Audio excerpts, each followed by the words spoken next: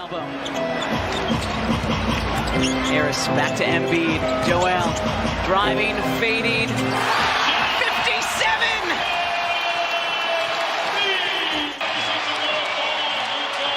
The fifth most points in a game in Sixers franchise history. Nothing shocks me about this game. And that Drew rim, it's still loose. Luka got it back. He did it. An improbable comeback by Dallas to tie it with 1 second left. It's unbelievable. It is a miracle. It's overtime.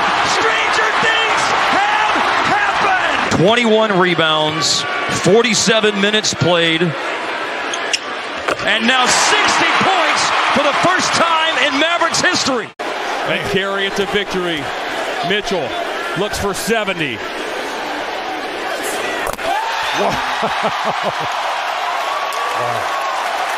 Wow. A sight to behold. I never thought I would witness something like this. Someone scoring 70 points under these circumstances. This is just unbelievable. He can't stop smiling, Brad. He has played just fantastic basketball. Wow. An ear-to-ear grin on that line, and there it is. Wow. I love the NBA. We're almost halfway through the games of the 2022-2023 NBA season, and it's already shaping into one of the wildest in league history. This video is once again going to be all over the place. I don't really know where to begin. This season's been so ridiculous in a lot of unexpected ways. I want to say one thing real quick. I am so very sorry I have not been making as much content as I wish I could have. I am an extremely busy college student and have also wanted to enjoy my winter break.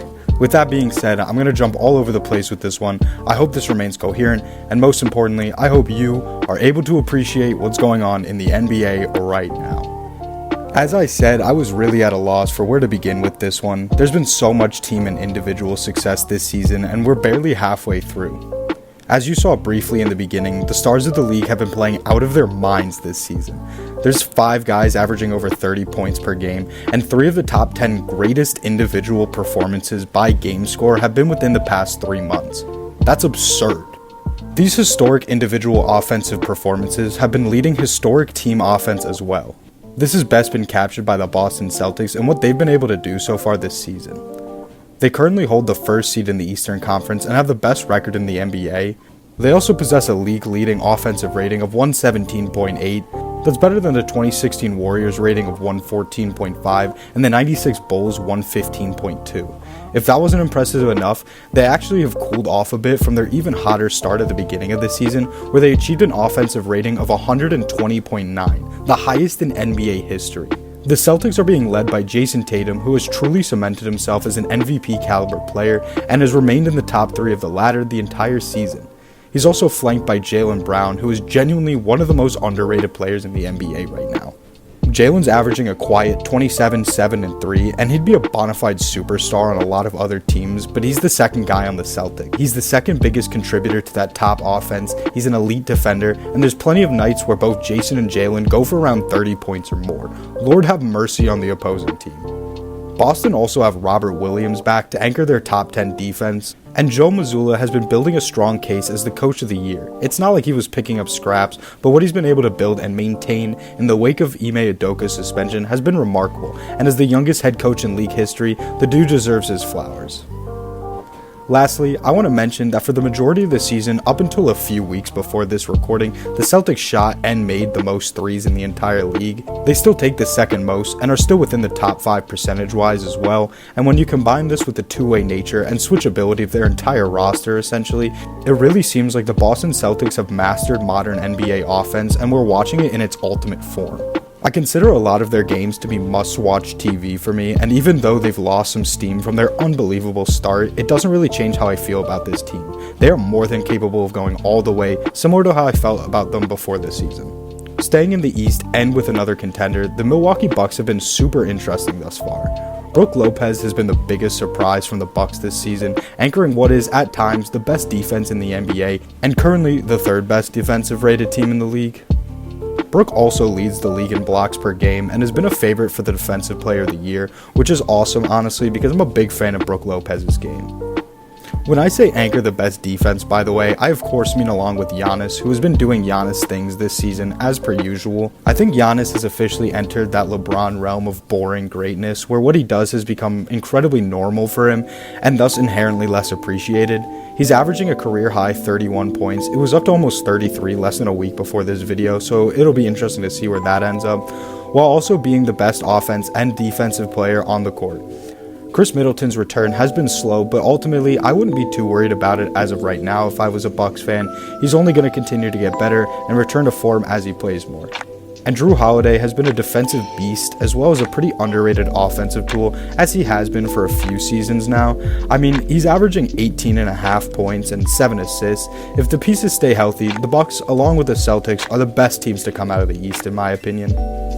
Speaking of which, however, I want to move on to the Brooklyn Nets, who are in the midst of an incredible turnaround to their season.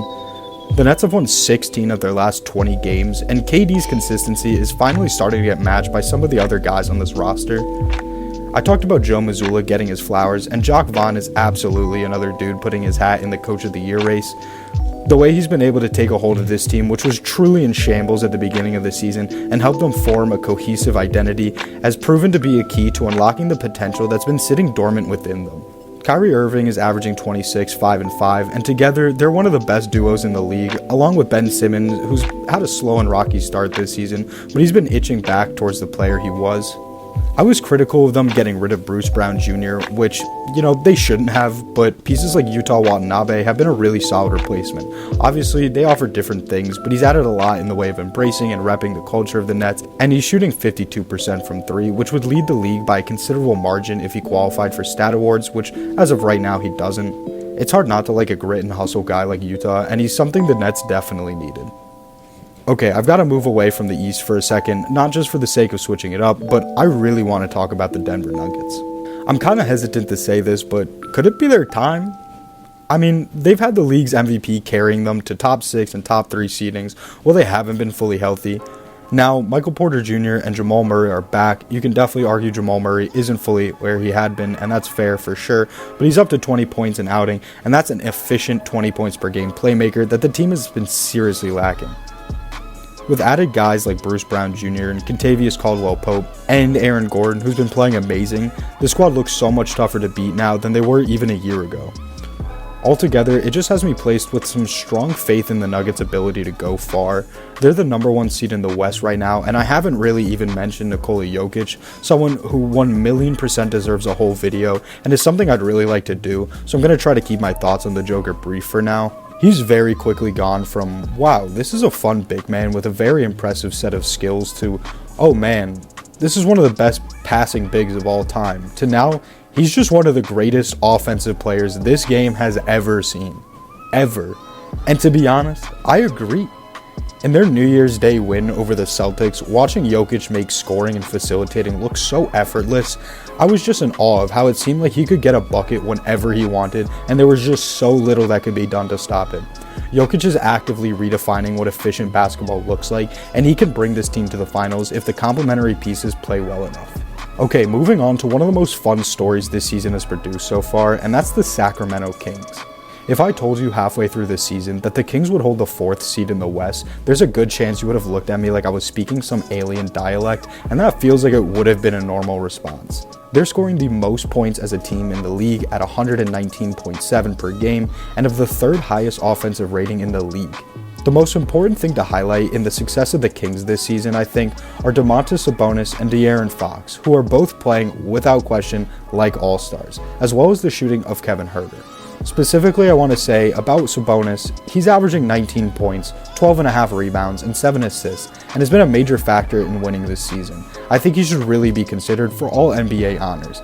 I mean, honestly, after Jokic and Embiid, I don't know who's been a better center. Maybe Bam, you can definitely argue that, but Domantas creates more opportunities for his teammates while putting up similar numbers. And then there's Kevin Huerter, who's become a 6'7" Steph Curry. It's crazy. Alright, not entirely, but their games have a lot of similarities. The off-ball movement, catch-and-shoot threes, the constant screening. It's honestly just the Kings' offensive system that's had so much movement, a lot like Golden State, and Huerter is just the best shooter there. He's up to 16 points a game, 42% from 3 on like 7 attempts. He's been playing extremely well, and the gravity he has as an elite shooter can open up good looks for his teammates as well. And to not dismiss the rest of the team, Malik Monk has been a solid pickup for them as well. The Lakers were dumb trading him away. Harrison Barnes and rookie Keegan Murray are producing well, and Davion Mitchell, who, while known for his defense, is still such an underrated defender, really sets the tone in terms of energy and hustle on that end of the floor. I just love the overall energy and the culture surrounding the Kings right now, and they're a super fun team to root for. Let's let them light the beam! Going back to the East for a little bit, let's talk about the 76ers. Embiid has been playing amazing. I said he'd be in the conversation for MVP, as he has been the past few seasons, and he's right back there, and James Harden has been quietly playing really well, averaging 22 points, 6 rebounds, and 11 assists, which would lead the league if he had played more games for Philly. Tyrese Maxey has been coming back from injury, and he's played solid this season, but I think in comparison to the hype he started to generate towards the end of last season, I'd have to say he's been underperforming a bit. I think a lot of people just expected him to take more of a leap than he has, but still, as I said, quite solid. The rest of the guys on this team have been kind of mid-role players. There's the odd game where Tobias Harris wants to play like a guy who earns $37.5 million a year, and PJ Tucker, who I feel like he was much better utilized by the Bucks and the Heat these past 2 seasons and hasn't been a huge difference maker for the 76ers. They're the 4th seed right now, and I don't imagine they'd finish any higher than that, but the Sixers have been a good regular season team for the past several years, so that doesn't really say a whole lot. In my opinion, this team is just a bit stagnant, and I can see them having a dominant first round and then getting knocked out in the semis again. Moving down the coast to the Orlando Magic, this has been a pretty interesting team so far. NBA ready Paolo Banchero has been a strong favorite for the Rookie of the Year so far, matching all expectations, and yeah, honestly, he's been playing phenomenal. There's not a whole lot to say because it's not like the Magic are suddenly good and are going for the playoffs or anything, but his development is going to be something special, and I'm happy for Magic fans because they have someone who they can put the hope of the future into. I also called Bol Bol the GOAT in my last video, and was I wrong? Maybe? Most improved player of the year? How are we feeling about that one? I don't know. He's made a fair case for it. Personally, he's not who I'd pick, but we'll talk about that later. Just watching Bol Bol get consistent minutes and play like the goddamn unicorn he is has been so much fun to watch though. And all jokes aside, Bol Bol really has been one of the most improved players in the league. Watching his game expand more as he gets more time on the floor is really exciting, and every time there's a Bol Bol highlight on my Twitter feed, I smile. Also, Franz Wagner is proving that he deserved to be in the conversation for Rookie of the Year last season. He's playing great at over 20 points a game. And Wendell Carter Jr. has been super solid as well. He's had a couple of nice 20 and 10 performances, one of the more exciting young big men in the league. All in all, just one of the more exciting young teams of the NBA. Speaking of exciting young teams, the Toronto Raptors were in that conversation before the start of the season and showed so much promise. They've just been underperforming so far, plain and simple. Their defense has not been there. Fred VanVleet's been having an off season for sure, and Scottie Barnes has definitely been hit by the sophomore year slump. It's an unfortunate combination of events that's sort of killing the hype that had been building up, and it's resulted in them emerging as one of the teams that might make some bigger moves before the trade deadline. It's a shame to see that kind of turnaround, but there are a few positives I'd like to mention. It's cool to see Pascal Siakam be more of a point of emphasis as an offensive engine for the Raptors, and he's been playing quite good, as well as OG Anunoby, who's been one of the best defenders in the league, maybe the best matchup defender this season. Early on, he was building one of the strongest cases for Defensive Player of the Year. He's just been incredible. Hopefully the way those guys have been playing can increase their value if they were to be moved, and Toronto could get some good pieces for them, but I don't know what the Raptors are going to do before and after the trade deadline. That's not really what this video is about, so for now, I'm just going to say it's going to be interesting to see. Another team not working as well as many had hoped are the Atlanta Hawks. Currently sitting as the 9th seed in the East, the Atlanta Hawks really have not shown much promise this season. Their big trade hasn't really worked out. DeJounte Murray and Trae Young are just not one of the better backcourt pairings in the league. They have the production, don't get me wrong. Trae averages almost 28 points and DeJounte does 20. You can argue that's a pretty damn good pairing, and that's fair, but it's not very creative, often stale offense that's just not producing the overwhelming offense that leads to wins the way that the Hawks had hoped for, especially when it comes to some of the other guys who aren't shooting as well. And beyond even those two, what else does this team really have? I'm a fan of Bogdan Bogdanovic. He's been a great piece for a lot of different NBA teams, but then we're talking about guys like John Collins, Clint Capella, DeAndre Hunter, Onyeka Okongwu. None of these guys are bad NBA players. It's just not enough to complement the specific skill set you're getting out of Trey and DeJounte, or to do anything serious come the postseason, if they even manage to make it there. The Hawks are one of the top teams in the NBA that I think need to switch up their direction and should seriously consider making some moves. And because I'm a spiteful New Yorker and just talked about how the Hawks have been down, I've got to immediately juxtapose this by talking about how the Knicks are up. Now look, argue Jalen's still an overpay if you want, I don't care. He's been the most consistent closer and a desperately needed piece by the Knicks. Not only that, but him and Julius Randle are all-stars. I will be livid if anything else ends up becoming reality. I wrote that specific part on the day the first look at the All-Star fan votings came out, and looking at that made me want to throw up, so I'm going to just stick to my truth, the truth, which is that they are All-Stars. Julius Randle in his last 10 games has been averaging 30, 14, and almost 5 assists. Brunson just had his career regular season high the other night, which is cool. All this to say, the inconsistency of RJ Barrett has been pretty killer. It pains me to say as someone who's kept my mouth shut about RJ, hoping he'd take that leap, but he's just really continued to struggle shooting consistently and stepping up when it matters.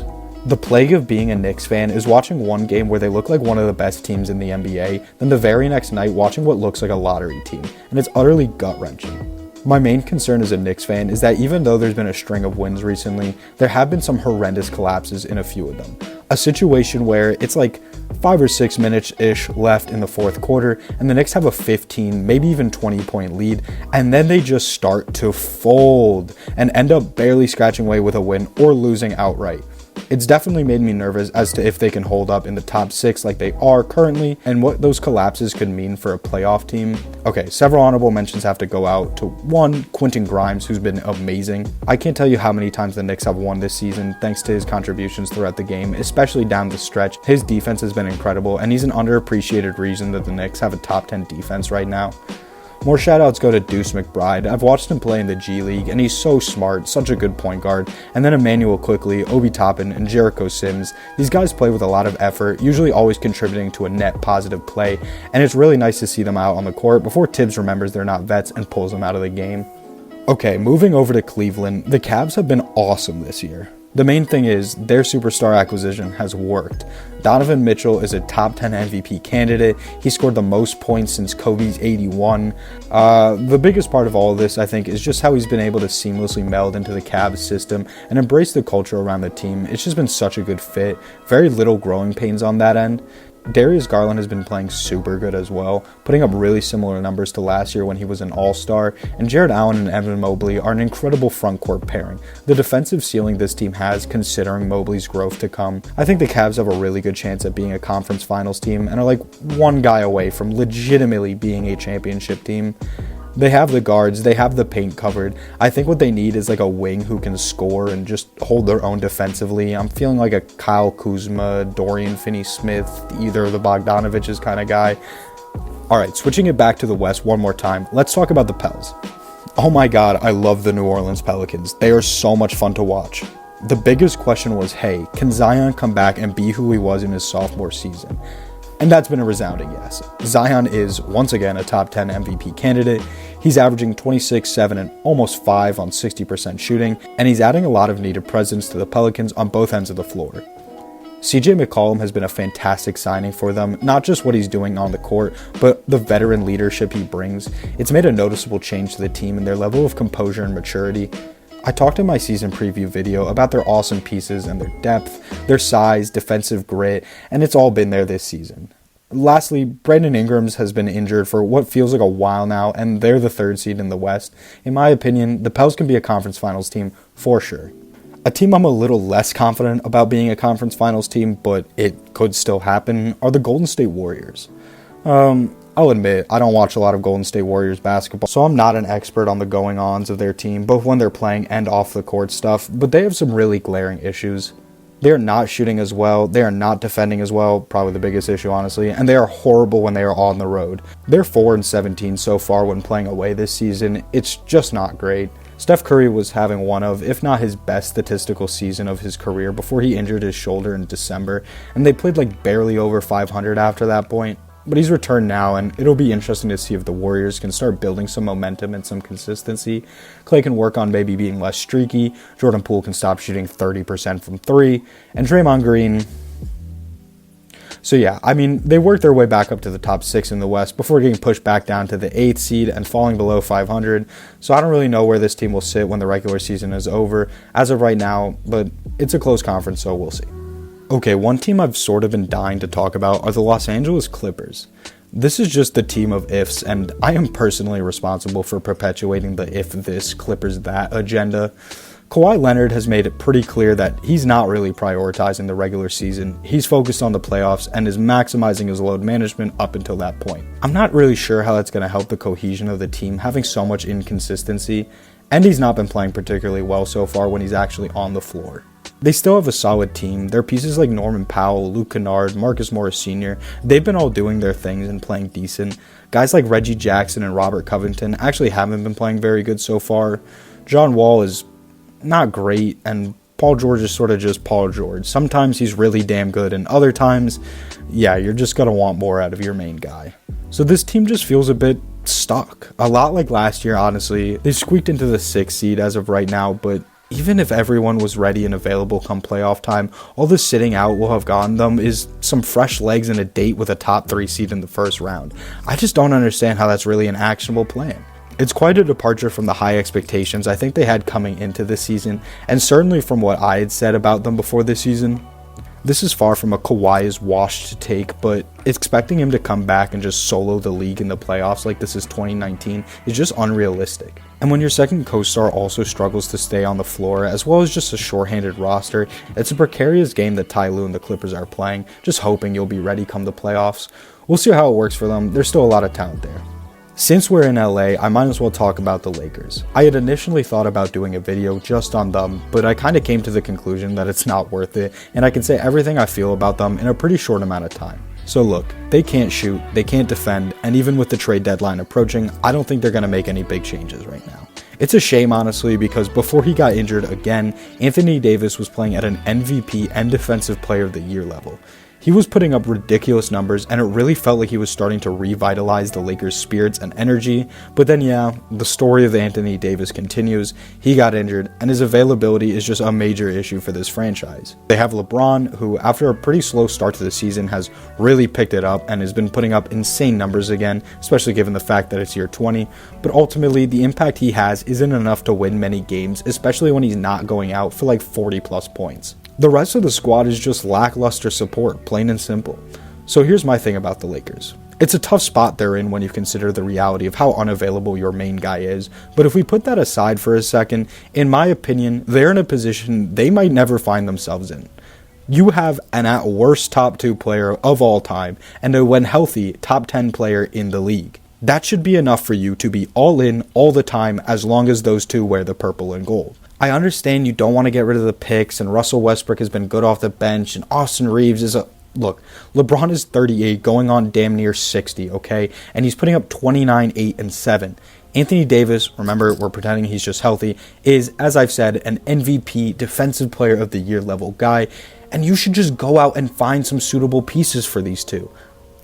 We've known this almost his entire career. LeBron plus shooters is a winning recipe. Hell, when the Lakers won in 2020, one of the biggest reasons outside of the fact that AD played center and Braun was the 4 and they were just going to overwhelm you with size and athleticism was the fact that you had your two guys doing their things, and when they kicked it out, the shooters hit their shots. I can't think of a good justification for why the Lakers front office hasn't been more aggressive about pursuing the types of assets that are going to essentially guarantee them more success, especially when it comes time for the postseason.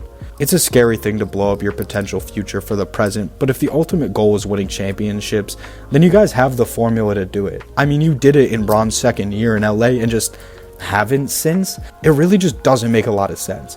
There's a lot more I could talk about pertaining to the Lakers and the reasons I think they won't be making any big moves and what ultimately their plan might be, but I'm focused on what they're actually doing, and for now, I'm just going to leave it at that. Bron will probably not be a Laker in 2 years' time. They might end up blowing everything up once he leaves, but until then, they seem destined to be a play-in team at best without the right pieces around their two stars. To pivot back to some more winning basketball, let's talk about the Memphis Grizzlies. I think they're the real deal. Now, how far that real deal is going to take them is an entirely different question, but this team got so much flack last year while performing the way they were, and I got it at the time. They were a young team, still are, but they didn't have the success in the postseason, so it made sense for people to be wary of their second seed. But this year, I think they deserve to be taken more seriously. Ja Morant is a superstar, and that's been established. He's not really finding himself in MVP talks this year, but he's averaging 27 points, 6 rebounds, and 8 assists. He's the face of a franchise and might be one of the best box office players in the league. The dude's pure entertainment. On top of that, the Grizzlies actually have a pretty damn good squad.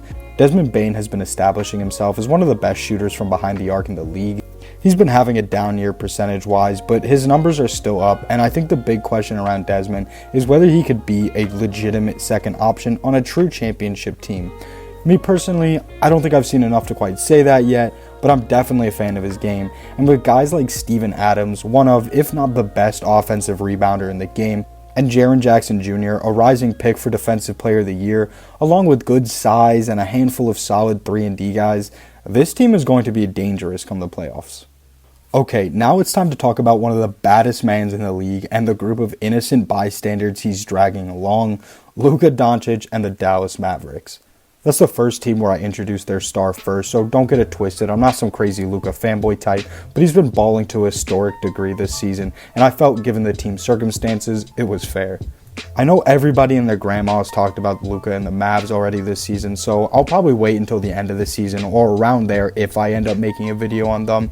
But in short, because I know this video is probably getting up there already, what the hell? This team has a heliocentric offense built around Luka and his generational playmaking ability, and if you have watched any Mavs games this season, it's basically Luka takes the ball up the floor and lulls the defender to sleep with an assortment of dribble combos, which leads to a breakdown and a drive or a step back three. If he drives, Luka is so good in the paint and short mid-range, but if he ends up getting cut off, then he kicks it out to a shooter, and if they don't have a good shot and there's not a swing pass to be made, then they're just going to hold on to the ball until Luka is at the top, and they can essentially reset the possession. It's a pretty one-dimensional way of playing basketball, and it wasn't translating to many wins early on, but the Mavs have picked themselves up, sitting at the 5th seed in the West as of now. Their ability to win is honestly very dependent on whether the shooters can hit their shots, because if they're not, Luka is essentially out there playing 5-on-1.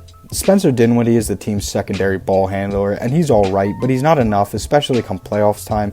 And Christian Wood has been pretty solid, but it's consistently pulled out of the game down the stretch and in clutch times. This team made it to the conference finals, and I think that gave the organization a bit of release from the pressure of seeking out proper championship-level companion pieces. But the West has only gotten better, and I think it's going to be insanely difficult for them to get as far this time. They require so much of Luka already. His usage rate is super high, and he initiates almost all of the team's offense. It's reasonable to question whether that will be able to hold up into the postseason, where teams' entire defensive schemes are built around stopping him. Alright, keeping the train moving, let's talk about the Phoenix Suns, the team slowly becoming the new villain of the NBA. It's kind of wild to be talking about a team that won 64 games last season and was in the finals just the one before, as a team that needs to consider shaking things up in a major way, but that's the NBA we live in right now. This team is just a bit sad, honestly. Devin Booker has been out, and that's hurt them a lot. Chris Paul has shown probably the most significant decline in his career, which I do want to say is okay. He's a 37-year-old. That being said, he just hasn't been able to mask a lot of the Suns' problems. There's also the matter of the star center who just signed a $100 million plus contract in the offseason, who seems despondent and fairly publicly doesn't get along great with the head coach. The Suns are 12th in offensive rating, 12th in defensive rating, and none of their role guys have been playing amazing. This team has suffered a lot from injury. Cam Johnson's spacing, size, and shooting is being missed dearly right now. Jay Crowder decided to sit out the season until he got traded, and that's just not gone as he's hoped. Yeah, the team is just a bit mediocre right now. If they get all their guys back, minus Jay Crowder, I could see them pushing into the top 8 in the West. Top 6 maybe even, depending on how soon some of those pieces return. But even if that happened, it wouldn't be a super successful playoff campaign, I imagine at least. So yeah, look out for the Suns to make some moves, probably not before the trade deadline, but in the offseason for sure. Okay, and the last team I want to talk about in this video is the Minnesota Timberwolves. One of the more surprising stories this season, but maybe not to everyone. I know there's a lot of vocal people out there who will protest they knew signing Rudy Gobert was a bad move and all this, but I think it's fair to say it was at least up in the air about how that would work, and there was room for it to be a positive outcome for Minnesota, but I think it's safe to say at this point, this move did not work. Not only did the Timberwolves trade away an unholy amount of assets, possibly setting a completely new standard for the value of players in trades for the immediate future, the whole thing has just not made them better. You can argue it made them worse even. For what Rudy Gobert brings on the defensive end, his presence has killed their offensive spark. And it's really sad to see because the Timberwolves were honestly a pretty fun team last season. They had a lot of energy and they seemed really promising, but now they just look unengaged and incohesive a lot of the time. One thing I want to make clear is that people shouldn't direct blame onto Rudy Gobert. His playstyle is known, and it's not like he made Minnesota hand over their life savings to acquire him, but at the end of the day, your two stars were a 7-footer who, can shoot the lights out, but doesn't exist solely on the perimeter, and a slasher. And both of their games, that being Karl Anthony Towns and Anthony Edwards, if you didn't catch that, have been seriously hindered because of the presence of Rudy Gobert on the floor. Before getting injured, Cat was having his second worst shooting season from the field, along with a career low from 3. I really doubt Minnesota is going to be as bold as to move one of their big 3 this season before the trade deadline. I think it would be insane to cut your losses that early personally, but even if some of the kinks in this situation get fixed, it's just not a good fit, and I don't think there are any external changes you can make outside of the big 3 that would suddenly make them start to gel better. They've gone from a top 6 seed in the West to barely being in the play-ins most of this season so far, and just scratching into the top 8 before the making of this video. This is one I definitely got wrong, so much for wishful thinking, but it could soon be time for the Timberwolves to start making some moves. Okay, and there are a few miscellaneous things I want to talk about before ending this video, and I'd like to lead with Tyrese Halliburton, who's not only taken an incredible jump this season and is leading the league in assists per game, but he's kind of appeared on the radar as like this guy could be one of the best point guards in the league in a few years. And it's really awesome to see. He's such a smart player and really good in crunch time. I can't wait to see how he evolves his game. Speaking of evolving your game, someone I actually can't wait to see in a few years is Paolo Banchero, which conveniently segues into the Rookie of the Year race, of which Paolo has been a clear favorite from the start. And that as a statement shouldn't be controversial, I don't think. There's just been a few really good rookies this season, and I think that makes people feel like their guys being discounted, but Paolo's averaging 25-5 and is the face of a franchise. It's hard to argue that he's not the Rookie of the Year, even when there are guys playing phenomenal, and maybe even you'd want to argue better. I'm not really even diving into that. I just think the writing is on the walls for Paolo Banchero to win Rookie of the Year. Now, I'd be remiss if I talked about the Rookie of the Year race without mentioning Bennedict Mathurin, who's been phenomenal for the Indiana Pacers, and in a few years may end up being a steal as the 6th pick in the draft. He's honestly in the running for the 6th Man of the Year award so far this season, and thanks to StatMuse, I learned that he's also averaging the most points off the bench in NBA history. This dude is incredible. Also, on the note of rookies, Jaden Ivey, Keegan Murray, and Jalen Williams have all been playing really well, and I'm interested to see how they'll progress down the line. Also, Walker Kessler is averaging more blocks than Rudy Gobert. Anyways. So, I talked a lot about guys playing at an MVP level, but haven't really mentioned the MVP race explicitly, and I want to do that. This season's MVP race is one of the tightest and competitive there's been in a handful of years, certainly the closest race I've seen since I started watching basketball a few years ago. There are 6 players by my count who are in serious consideration for the MVP award this season.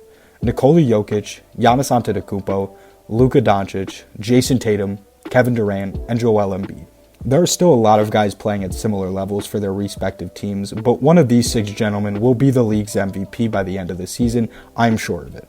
Ultimately, it'll end up coming down to who has the power to vote and what assets or factors they value more, but whoever wins it, I feel confident in saying they probably do deserve it. We're just existing at a time where this season, 6 names are currently having what would be a clear-cut MVP case in a lot of other seasons. I don't think I'll go too in-depth on the MVP ladder right now. I just want to say that at this point in most seasons, the MVP race is whittled down to about 2, maybe 3 clear choices, and it being as close and competitive as it is with this many players highlights the level of talent and parity in the league. You've maybe heard other NBA commentators or broadcasters say the term parity, and it just means a state or condition of being equal. Everywhere from the amount of players with a case to be MVP to the amount of diverse competition there is across the league embodies what NBA parity is referring to. In the West, the Nuggets, Grizzlies, and Pelicans have put themselves forward as strong favorites to be finals contenders, and that's without mentioning the Warriors, the Clippers, and the Suns, who, if healthy, can you really write any of them off?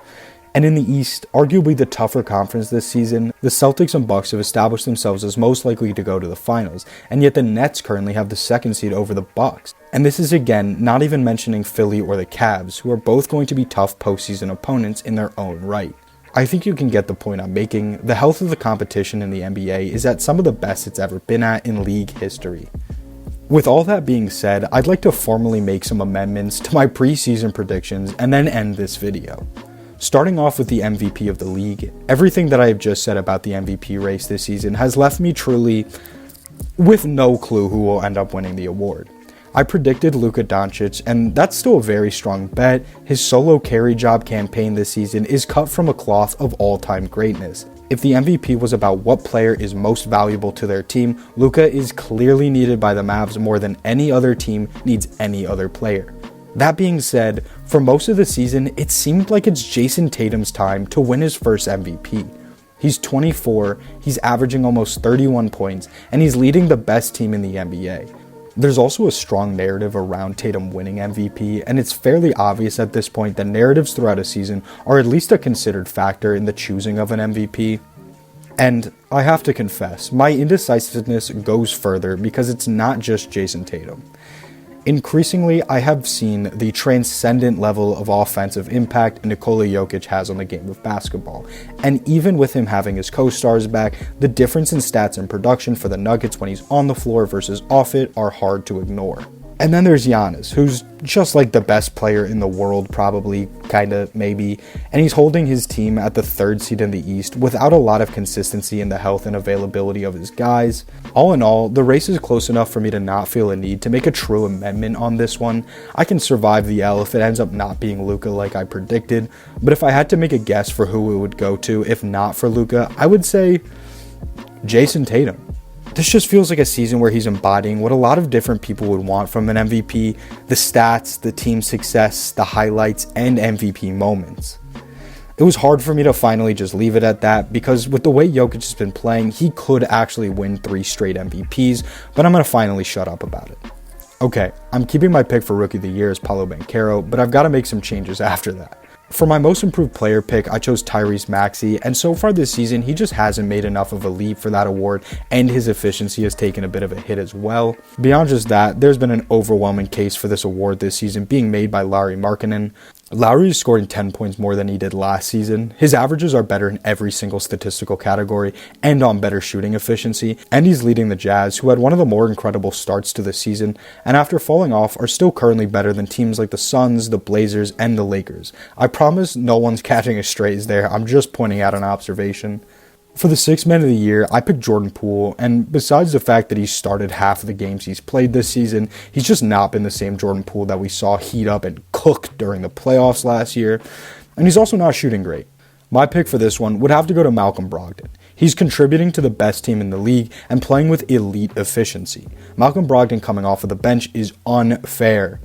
I definitely want to give credit to Russell Westbrook for accepting a role off the bench and playing much better since then, but he's still not shooting well and can be a really bad closer on a bad team, so I just think it's apples and oranges when comparing the two.